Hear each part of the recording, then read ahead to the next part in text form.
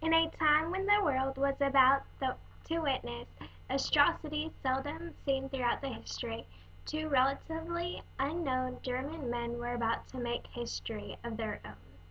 One for his cruelty to humankind, the other for his unyielding conviction to God and God's people that would ultimately cost him his life. Dietrich Bonhoeffer was a German pastor and theologian that stood seemingly alone against Adolf Hitler. In one of the best-known books, The Cost of Discipleship, he addresses what he coined "an cheap grace." He argued that God's grace was not cheap, but very costly. He lived out this argument ultimately with his death in the hands of the Nazi SS, a mere 23 days before the Libertarian of Flossenburg concentration camp.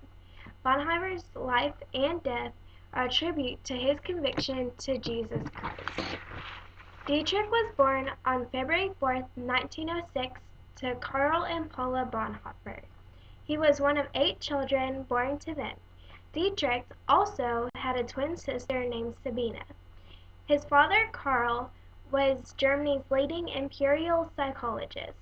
Dietrich was educated at home at a very young age by his mother being one of the only women to have a college degree. Paula always said Germans have their back broken twice, once in education, the other in the military. At the young age of 14, Bonhoeffer announced he was going to be a pastor and a theologian. Dietrich attended Tübingen and received his doctorate from Berlin University in 1927. In 1933, Dietrich started attacking Nazis in a radio broadcast, this being 2 years before Hitler even became leader.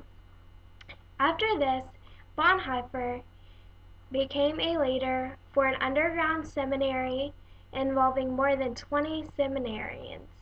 In January 1933, Dietrich's church entered the hardest phase in history. Many Protestants began to become involved in Nazism.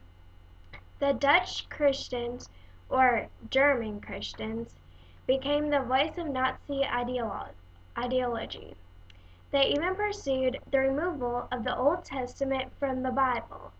Later that year, Arians stated a law that prevented non-Arians from becoming ministries or religious leaders. Bonhoeffer strongly disagreed with this matter and began to fight back. In April 1933, Dietrich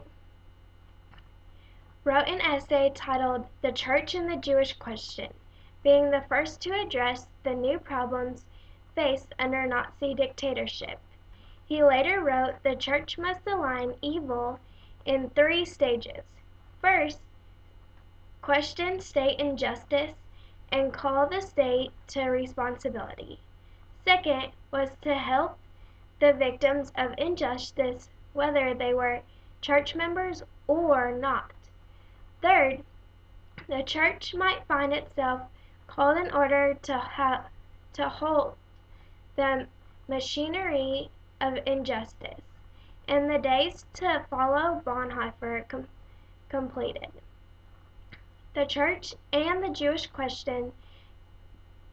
Dietrich joined Abwehr and used it as a cover to relay information to the rest of the world, and called on the churches to renounce Hitler's actions. On April 4, 1943, Bonhoeffer was arrested and thrown into jail. While in jail, he continued secretly writing letters that were unedited through the sympathetic guards. On April 9, 1945, at dawn, he was stripped naked and hung with a wire. Dietrich Bonhoeffer was committed to proclaiming God's love through his words and actions, though he had several opportunities to either join German Christian churches or leave Germany and remain safe in London or the United States. He chose to defend his countrymen with his mind, mouth, and hands. As a result of this, he was executed at a young age, but his memory and his writings will continue throughout generations and generations. There are varying views of his theology, but what is clear is that he gave everything he could, including his life, to proclaim the gospel of Jesus